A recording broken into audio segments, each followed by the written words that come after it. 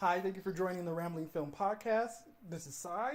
Today we're going to be doing a review episode of The Fantastic Beasts, The Crimes of Grindelwald. And I have with me, as always, my two partners in crime. We have Chuck. How you doing today, man? Doing pretty good. Looking forward to talking about the movie. And we have Kelsey. Hi, guys.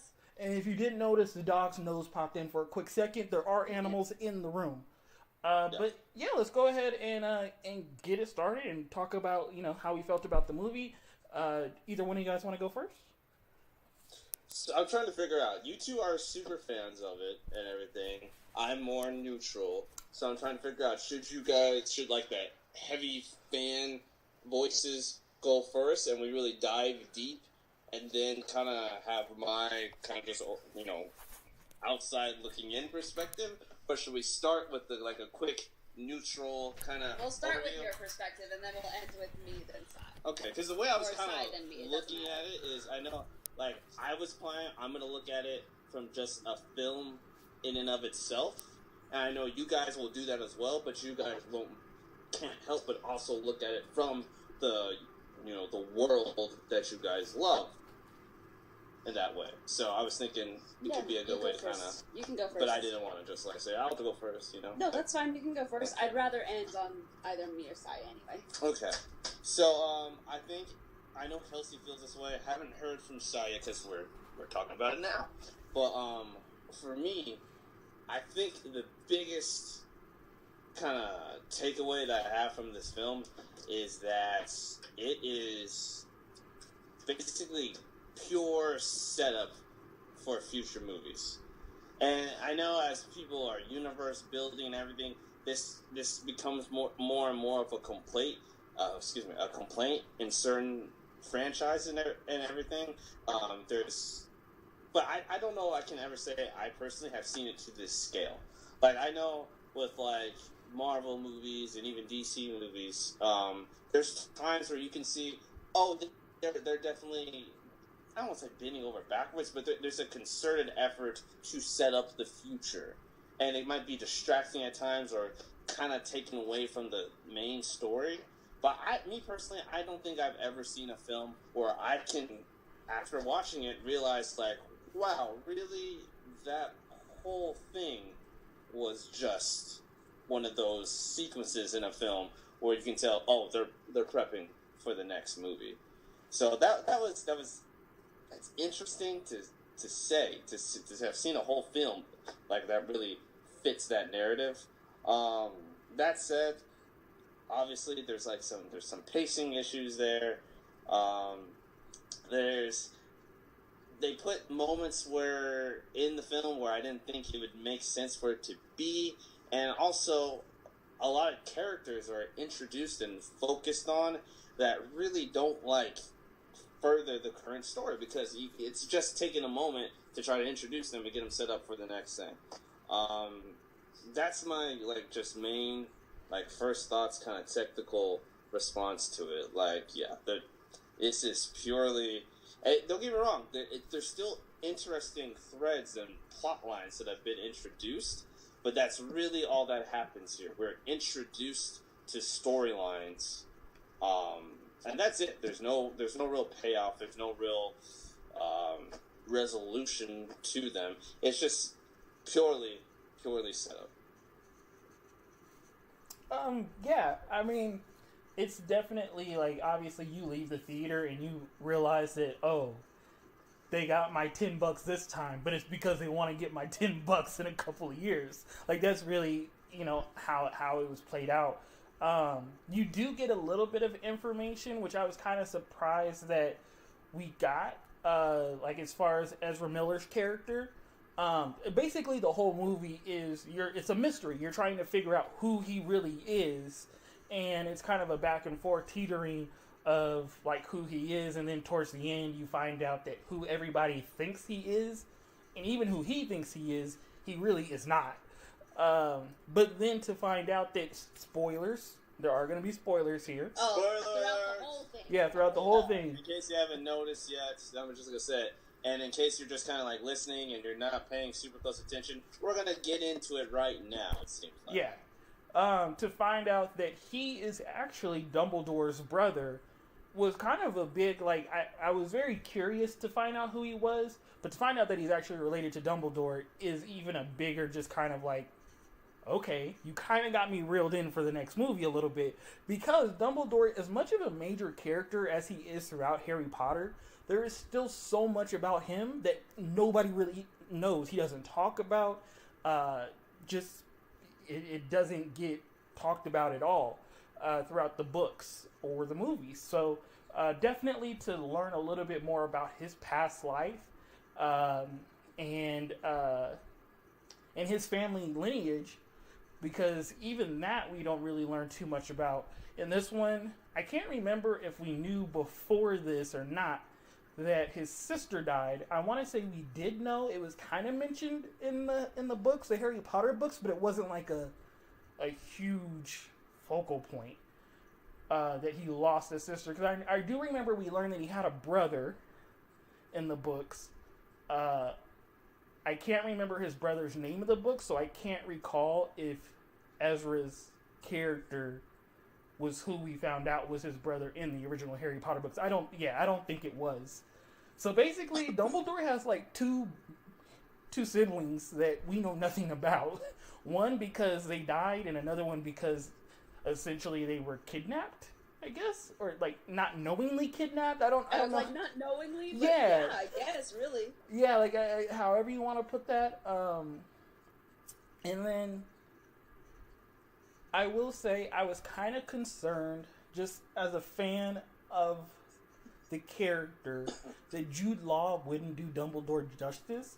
He was actually very, very good as Dumbledore. He was. I was very pleased with it. Also, we had heard concerns with Johnny Depp and how he was going to portray his character. Again, this movie definitely is just a setup for everything else, so we don't really get much. There's not much villainy going on with him, but I didn't hate his character. Obviously, he's not up there with Voldemort yet, or some of the other like smaller villains that we got to experience throughout the Harry Potter series. But I can see potential, and definitely learning the bond that him and Dumbledore has again just puts in that element of I'm very interested to see what they do in the next movie. I'm trying to think about who else. Oh, not gonna lie, my favorite part of this movie was finally learning who Voldemort's pet snake in the movie was, like beforehand, like who she was basically before she met Voldemort. And it's kind of interesting that she's on the good side in this, so it makes you wonder what happens for her to kind of just go bad at some point, because something has to happen. I'm assuming it's something happens to Ezra Miller's character, because she loves him, and so I would assume something has to happen to him to force her to no longer want to be on that side of good. So but that's where I'm at so far with it. I'll let you guys kind of take over from there. For Nagini, it's not something that happens to her. It because this was a major like concern of mine going into watching Fantastic Beasts. Is like one of the trailers, it gets revealed like that's Nagini, and I was one of the fans. It's like, what the hell are we doing? Nagini isn't a person. She's clearly a snake, and always has been a snake in the Harry Potter books. So there was never any hint of anything else. So I was one of those people that was concerned, to put it mildly. I was kind of pissed off, but I looked it up. She's okay. So it mentions in there that she's a maledictus, and what a maledictus is basically it's a blood curse that's passed from mother to daughter. And so what it is just at some point you just turn into a beast, and you're just that beast permanently. So it's nothing that it's not a conscious. She's not like an animagus or something like that where she can change at will. It's a thing where it slowly starts taking over her body, and eventually she just completely becomes this beast. So I didn't mean that she like chooses to permanently become a snake, because yes, that's explained very well. I just meant more so like who she aligns herself with, because obviously her being a person just inside of a beast, I would assume even when she is fully a snake, she can still kind of make decisions for herself, to kind of dictate where she, like, who she hangs out with, basically, even though she is a full beast. So I am curious what happens at some point for her to kind of, like, ditch Dumbledore, basically, and that side of everything, to go with Voldemort, even though she is a full snake. Like, that's what I meant. Got you. But, yeah, no, it's not. Once you turn, like, there's no human left. Even in the mind? Even in the mind. Okay. Like, you fully become the beast. Okay. So I didn't know after that, it's basically just Voldemort using her. Okay. Or later on. It's from, like, my, like, real brief research, and then JK did, like, a tweet about stuff or whatever. So it's, like, real minimal. But Okay. from what I'm gathering, it's not, once you become this way, like, permanently, where you can't change back into a human, like, all humanness is gone. Okay. That makes sense. Gotcha. Yeah. Because I was with you, or I was like, what are we doing here? Like, what's going to be going on? So I needed to research stuff, because that was a major concern of mine. Real quick, if that's the way it is, to me, that seemingly makes it that much more random and unnecessary to involve her, to introduce her as a character in this. The reason to introduce her as a character is, again, we're talking about the big... it was not like the whole reason for the series, basically, but it's discovering different beasts in this universe, and that wasn't something that was discussed in the Harry Potter series at all. So That's it what is, I said. yeah. So it's giving us a little bit of a backtrack as to other beasts that are in there, and it's kind of connecting one that we've already been introduced to in the Harry Potter series. Yeah, that's what I said. It's just basically giving background on a character, and Nagini was always unique anyway, because she was the only Horcrux that was not an inanimate object. Yeah. Besides Harry, which we're not going to count.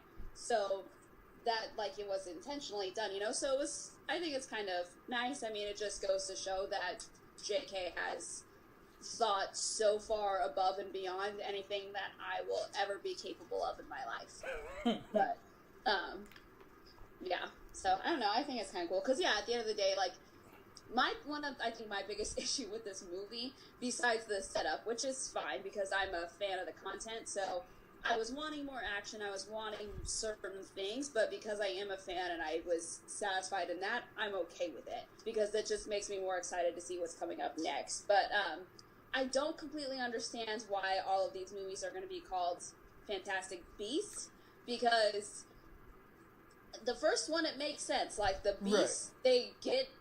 They get escaped. I can't say that. They escape. Loose. They get escaped. Yeah, they get loose in New York, and so we have to find them and bring them back in and all that other stuff. That makes sense. This one, I don't completely understand why it's called Fantastic Beasts, or why it's called Crimes of Grindelwald. So, because we don't really see... He's still kind of puppet master, pulling the strings right now. It's not really a lot of stuff that we see him do, which is fine. It's not that big a deal. It wasn't something that I was really missing in the movie. It's just, I don't completely understand the title. And I think the titling itself was what gave me, which is why I was so apprehensive going into this movie, because I was not wanting this movie to be rushed, and which was the exact opposite of what I got. But I was nervous that we would be, like, bringing in Dumbledore already in, like, the third act, and I didn't think that would do that whole relationship justice. So I'm glad they didn't do that, but there's just a bunch of stuff where I was really, really concerned, and I think a lot of it was from what the movie was actually called and what I thought we were going to be getting from, which this was Credence's story, basically. Yeah. It had other aspects of people, but at the end of the day, everybody's searching for Credence, either to save him or to kill him. And he himself is trying to figure out who the hell he is. Grindelwald's trying to win him over, trying to show him who he is. Like, this is very much so his movie. Like, at least, like, yeah. he's the one everybody's revolving around. That makes sense? So, the fact that it was called... It also makes you realize that this next movie, like, it's going to be even more about him than this one is, because now he has a motive. He has an understanding of who he is. I will say, Grindelwald mentions that to him, that Dumbledore is his brother. Dumbledore has a lot of secrets. I am curious if Dumbledore knows that that's his brother.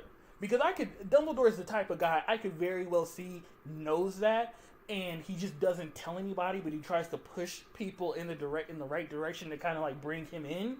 But one of Dumbledore's like biggest weaknesses, and he even like realizes this towards the end of his story in the Harry Potter books, is he should be more honest with people and upfront instead of kind of just hiding things and being that toy master that Grindelwald is kind of being in this, except for it's just such a habit of his that he doesn't know another way to go about life. So I will admit, in the next movie, my biggest, like, what I kind of want to answer to is, does he know that this is his brother? And if so, it kind of makes you look at him in a completely different way, because you look at it like dude, you could have, again, all of this could have been solved if you just said, hey, I am your family. Like, you know he's looking for family. You know he's looking for love. Why not just give that to him instead of having to do your whole spill about how you live life and don't tell the truth all the time? Yeah, no, I'm with you there. That's kind of one of the first things that I thought too. I was like, I wonder if Dumbledore, like Albus, knows. Right. Because you're right, like one of his things is he keeps so many secrets. And we even got a glimpse in this movie where he's talking to, whatever her name is, the Lestrange girl. Lita. Mm-hmm. Lita. When he's talking to Lita, where he's saying, like, I hear confession's good and it helps relieve you and stuff. So clearly he hasn't told anybody about Ariana yet, his sister, right? So it's nobody knows that, and nobody actually does know that until like Deathly Hallows, right? Like way later. Like he keeps it. He's been keeping that forever. For years. Nobody finds out till after he's already dead. So like nobody knows apart from Aberforth and the soon to be dead, I'm assuming, Grindelwald. So yeah, so we already know that he has, like, a tendency to keep secrets and to, like, not let people in on things. So I'm with you. I'm wondering if he knows and for how long he's known. I doubt he's known forever. Oh, yeah. But maybe once, like, the Credence stuff started happening, I have a hard time believing that he does not know. Dumbledore's like the smartest wizard out there. I would have refused to, like, if they literally portray it as he's just blindsided by this fact, I would be like, doesn't really sound like Dumbledore, but okay. Yeah, you're like, that's not the guy I know. Because yes, he is brilliant. It's absolutely brilliant. And one of the reasons, like, he was drawn to Grindelwald was that, like, they have similar mindsets and they think the same way about things. Not necessarily all things, but when they're young things, they just have a similar way that they process things. So if one of them knows, it's hard to believe that Dumbledore Albus has no idea of what's going on here. So, we'll see. One last thing. Dumbledore has, like, this thing where he attracts the bad guys a lot. He's friends with Grindelwald, like, best friends. They're closer than brothers. With Voldemort, he, like, takes him in and basically, like, treats him as a son while he's on campus. Dumbledore, I'm gonna need you to get your stuff together and realize that, you know, maybe you shouldn't be this nice. And that was actually part of the reason why, for a minute, he was kind of standoffish with Harry, is he kind of learned from those first two lessons, and he didn't want it to happen again. But then with Harry, it was just it kind of forced upon him at some point, and he had to do what he had to do. Yeah, Harry's just this whole other person. But yeah, so I don't know. I think overall, like, I really, really enjoyed it. Yes, I found myself wanting more action and maybe more of a kind of a plot besides who's Credence. I don't know. Maybe just something more, because I think it just speaks to what you were saying, where this movie was like 100% set up, which, like I said, I'm fine with, because there's so much content that I got that I am okay. And my concern was, I'm such a fan of the Harry Potter universe that I have from the books and everything that's come around this, that I did not want these additions to slowly start destroying my world, because I would lose my crap, and I don't want that to happen. And it didn't, which is good. Like, I didn't think there was anything where I'm like, well, that's not right, or like, how does that work? The biggest thing for me was Nagini, but that seems to be like pretty cleared up. So we will just have to see what's going on. But Overall, I liked it. To me, yeah, overall, just like judging as a movie alone, yeah, I can't give it high marks. While I can say it was very pretty, like all the shots, all the Oh yeah, I was gonna say the CGI was like fantastic. It looks great. It's a very beautiful film.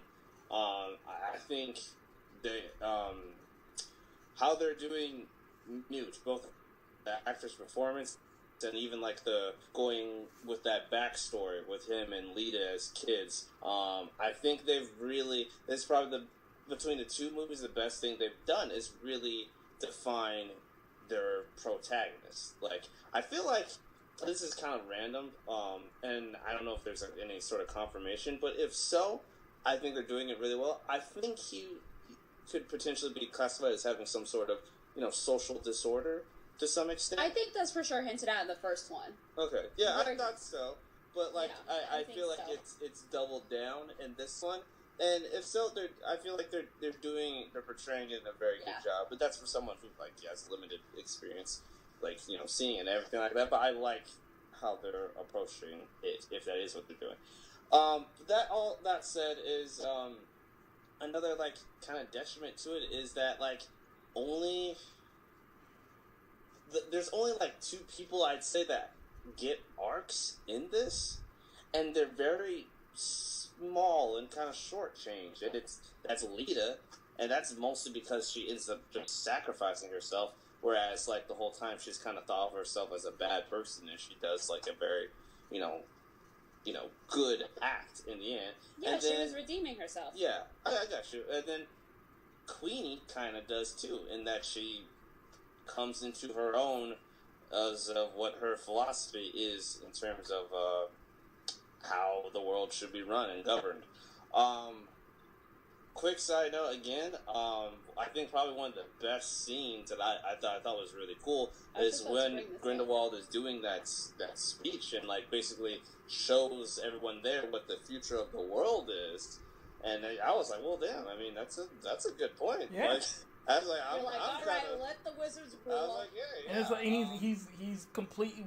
When you look at how us as humans act, like when he says, when are they going to decide to take their weapons and turn it on us? Like, I look at that, I'm like, I mean, if wizards and witches were real, I'm not going to lie, I feel like there would probably be a war at some point because we like to take control over everything. I mean, didn't we already burn witches at the stake? Like, haven't we already done this? So, yeah. So there is, like, a precedent for it. But that is one of the things, like, I know there were concerns about Johnny Depp, but from what he showed just like in that speech alone, like I'm convinced. I'm fine. And I love myself, you guys know I say this, I love a misguided villain. Like it is one of my favorite things because it's honestly easy. Concerning sometimes. It is because it's so easy to like you can just build such a good story around them, and I understand where they're coming from. So at some points, I feel sympathetic. Like I said in that speech, when we're showing like just like the tanks and the mass amounts of people that are being forced to like walk to, I'm assuming are like camps and things like that, and then the nuclear bombs going off. I'm like, yeah, that's what I'm saying. Like, let the wizards go. Like, I don't care. And then with Jacob too, like not another war, because that's someone like because he already lived through the first through one. it, like, and he's in the right age where he potentially have to go fight Again. that one. So maybe he was too young to fight in the first one. He wasn't. But, he for sure fought in the first one. But He already. It says that in the first Fantastic Beasts. Oh well, then yeah, he's someone that could end up being in the second one too. Yeah. Because, in the first Fantastic Beasts, the guy was like, did you fight in the war? He goes, of course I fought in the war. Everybody fought in the war. Oh, that's right. And so, but yeah, so he's sitting here, like, already lived through World War I. He's like, damn, like, not again. And it's just, that whole moment, that really showed just, first of all, like, how potentially dangerous a charismatic, intelligence, and somebody who, like, can pretty up, like, what their message is, like, how dangerous that can be. But also, it's just like, well, I mean, there's some truth there to both sides, and that's the kind of villain that I personally am drawn to, because I like when there's truth to both sides, because it's hard, and like, for Queenie, like, I'm sympathizing with her, like, all she wants to do is marry this guy, and her entire government says, like, she can't have a relationship with him at all, like, he shouldn't even know she exists, so that sucks, like, that would be hard, and so I'm sympathizing with her, and I'm like, well, after this whole speech with the guy you love standing next to you, kind of also feeling it too, like, what else is she gonna do? But yeah, that was one of the best moments. But that was what I was gonna say. I forgot to mention this when you brought up Johnny Depp earlier. Yeah, there were some concerns, but I think overall, just with like how they're writing him, I feel okay. Well, yeah, like, I feel great. They didn't make him a nuts character. No, he looks insane, but he doesn't. Yeah. He's not another Jack Sparrow or. Oh God. Edward Scissorhands. It's not some really eclectic person that he's playing. He's just a Charlie solid villain. Yeah. Who happens to be mad. It's one of those villains where like you understand why they kind of take the stance that they take, and you can't fully sure, do you want to see mass murder on that scale? No, but do you also understand why they're basically trying to fend themselves and the people closest to them? So you get why they do what they do, but you always kind of in the back of your head, you're like, there has to be a better way to go about this. I was gonna say, to be honest, they haven't really done enough in the movie so far of like articulating, because I mean they're showing like obviously the horrors and like the Ministry of Magic stance on everything is flawed, especially in like the director that they have right now. The director, the Minister of Magic, like it seems like their ideology is always flawed. Like once you get to that position, like your how you look at the world is just completely off. Unless you're Hermione Granger, because she becomes the mistress of magic, I guess is what you would call it. Yeah. But yeah, that's actually like a point in the books where like Dumbledore was with Grindelwald like in these early times where he was like the whole greater good thing and the whole magic is might thing and like all of that. Like he was a supporter of that because of the like ultra stance that the Ministry had taken. And you know, like when somebody has such an extremist stance, like you naturally kind of want to be extreme to try to get your point across at the same time, you know? So this is the whole thing in the books anyway. And so it makes sense that this is developing. It's just that eventually, like later you have to see like, okay, no, like I need to be more of a middleman, like how Dumbledore ends up being, where clearly never been on the side of the Ministry. Like that's very evident, but also at the same time recognizing like, okay, but that's not, both sides are equally wrong, just on different scales. And so it's just one of those things where like when you have really, really extreme people, the other really, really extreme people rise up to meet you, you know, and then you just have everybody else kind of left in the middle, just struggling between like, well, what am I supposed to do? Like this side or that side? Yeah.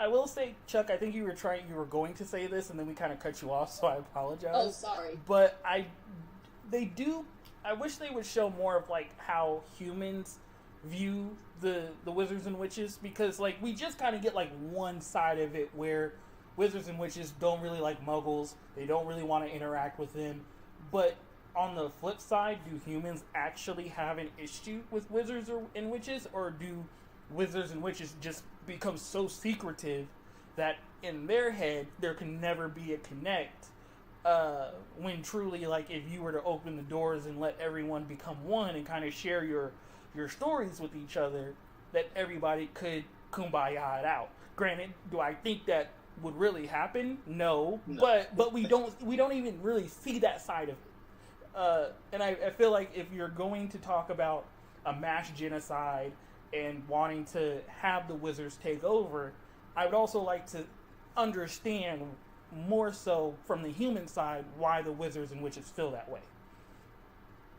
Yeah. Yeah, no, I got you. I think that's something where it's just kind of, we're told, like, wizards are underground, and then we know some stuff in the books, like why people go underground, and then I think that's kind of just where they're leaving it. But that would show, like, a little bit more...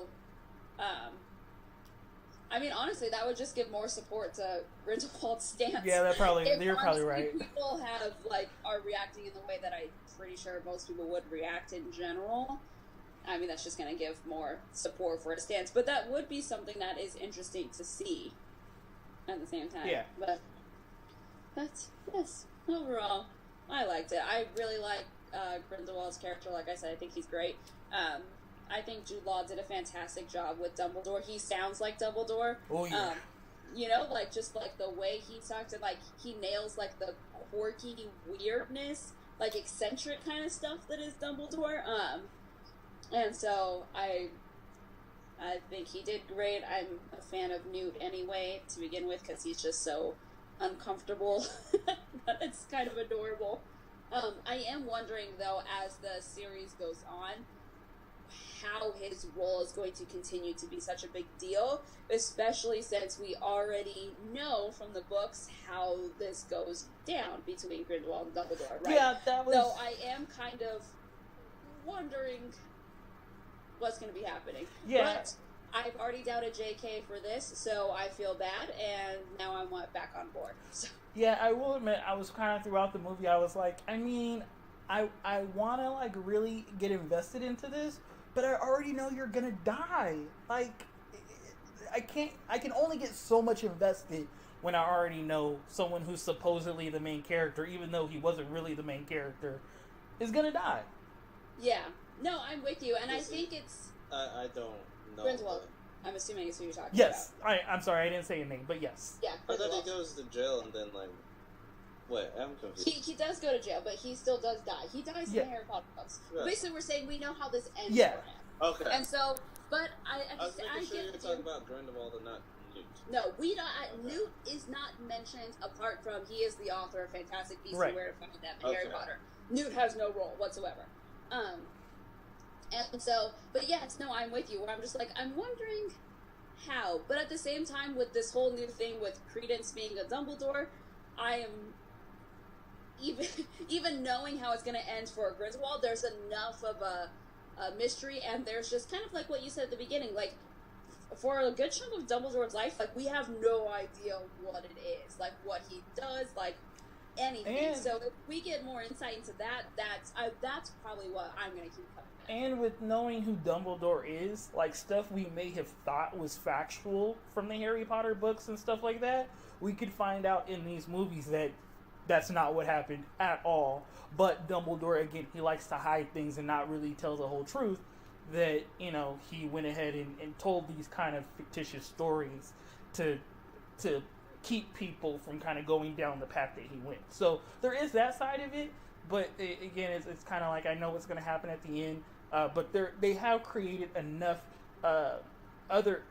enough individual characters where I don't know what's really going to happen with them, that it does kind of still pique my interest. Yeah. No, I'm with you. So, as overall, I enjoyed it. Yeah. My final thought is they have to do, just from a movie perspective, like observing and judging the film, they have to do better at creating a self-contained story. I never take issue with world building, but yeah, I need to feel that there was an actual resolution within the current film, because I for one can say, while I was still interested, there were some parts where I was like, this doesn't seem like it needs to be there or whatever, but I was surprised when we were at the climax, because it felt like, and which basically, since they've confirmed they have like a 5-movie plan, it confirms how I felt that we weren't getting anywhere. We weren't getting to any like real resolution. And by the time we hit the climax, like when we get to the sorry, I'm having trouble thinking. When they get to that town hall meeting, I guess I'll call, with Grindelwald there, to me that felt like a midway point. Even though, like, granted, we had been there in the theater for a while, it felt like there needs to be a lot more to happen from that. And then by the time, like, the fire started going, and then it like kind of went further than that, I was like, oh wow, this is actually the climax. Okay, it's like done here. So yeah, that's my issue going forward. Like, build your world. I love like seeing how intricate something can be and everything, but I've got to feel like it's a self-contained story. So I'll say this. I think the reason why I didn't necessarily have a issue with the fact that there wasn't like more action or more of a concise plot throughout it is because I love the little bit of connections that they gave me between this movie and the Harry Potter books, and that's what I kind of enjoy. So I think if you've read the books, and especially if you enjoy it, you won't necessarily mind that they're kind of taking their time building it. I mean, when you think about it, the Harry Potter story, took a while before we really started to understand who Voldemort was as a person. I was saying, like, in the Harry Potter books, like it does take a while before we really find out any real backstory on Voldemort. And even though the movies and the books, they did a very good job of like ending those books and movies with a legitimate climax. But as far as like who the actual main bad guy was, we didn't really know much about him until like the 5th or 6th book. Like, you knew who he was, you understood that he wanted Harry. You didn't understand, that why. You didn't learn about the Horcrux until what was that, 6? We don't. Yeah, it's book 6. It was book 6. So in this case, I don't necessarily mind that they're kind of taking their time, but I do understand if you're not a fan of the world, and like if you haven't really dived into it beforehand, yes, you will probably want a little bit more from this than what you get. Yeah. And it's one of those things, like, as a movie fan, I can recognize that, like I said, that there really is no real plot. Like Charles was saying, like a self-contained plot. Yeah. And I recognize that this movie is like 100% setup. However, as a fan of this content, that does so much more for me it's forgivable. Like, I don't care. So I recognize that somebody, like, if you're not a fan and stuff, and it might not be for you, unless, especially if you're not a fan, you're just going in and you're like, what the hell is this? Then that would be, it would be alarming. But yeah, so I can understand both sides, but I'm with you, Si. Like, there was enough for me in terms of, like, the connections we made, or just finding out more about characters that I already know and love, and being like, what are we doing here? And just being excited for that is enough for me. Yeah. So here, I'll follow what I was saying. Was like, as someone who's not like totally engrossed in the world like you guys are, I was interested. I was hooked. I was like following along with the story. Like I said, when I say I'm surprised by the climax, I'm not saying like. What I'm trying to say is that because I was interested in learning more about this world, I was surprised to feel like we were at the end of this movie, when obviously we're nowhere near the end of this story, and that is a problem from a filmmaking standpoint. No, that's because you need to be able to be hooked for more without like just really not resolving. Not like I said, you can have your overall story, but you have to pick the plot device that brings you from Fantastic Beasts and Where to Find Them to whatever the third one is called, without just a middling kind of. And I understand that, and that's why I'm saying, where like if you're not like fully into the universe, like, yes, I totally get that you're gonna leave the movie and want that, but if you are into the movie, kind of like how me and Kelsey are, just what they kind of give you and the connections and learning more about characters that you already know about but you don't know much about, it is definitely enough to where you leave the movie feeling satisfied, and even at the end you don't feel like granted, you do get that kind of feeling where you're like, okay, that was the end, but at the same time you're like, okay, you can take my money next time. I'm perfectly okay with that. I like where we ended. Would I have liked to see a little bit more action at the end? Sure, yes, but I don't have a problem with what they did. So I do get what you're saying, Chuck, but I think, if you spent 15, 20 years of your life reading Harry Potter and watching the movies, I'm perfectly fine with what I got.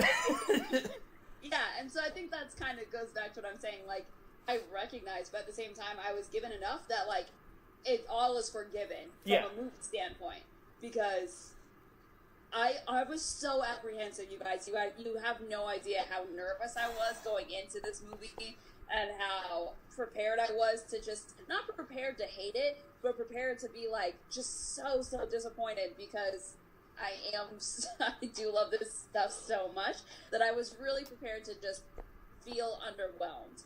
And so, I mean, that's what happens when you really love things. That's what happens with the DC stuff. Like, the things that I love most. Like, I go in and I'm like, oh my goodness, I'm so scared, but you really want to love it.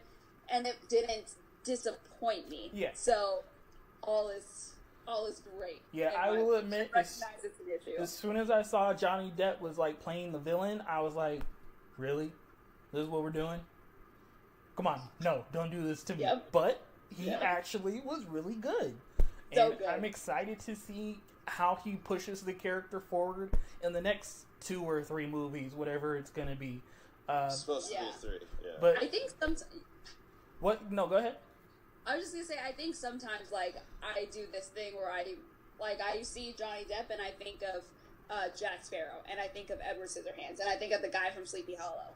Like, those are my things. I forget sometimes that he does, like, normal people movies, and he's good in those dramatic roles. He's just been doing roles like that. Yeah, like the Alice in Wonderland roles or things like that. And so I forget that he could actually do drama and pull people in. And then he was giving that speech, and I'm like, all right, when you think I'm walking through the flames. When you think about it, before he started cashing in those Disney checks for Pirates of the Caribbean, like, he was one of the best actors.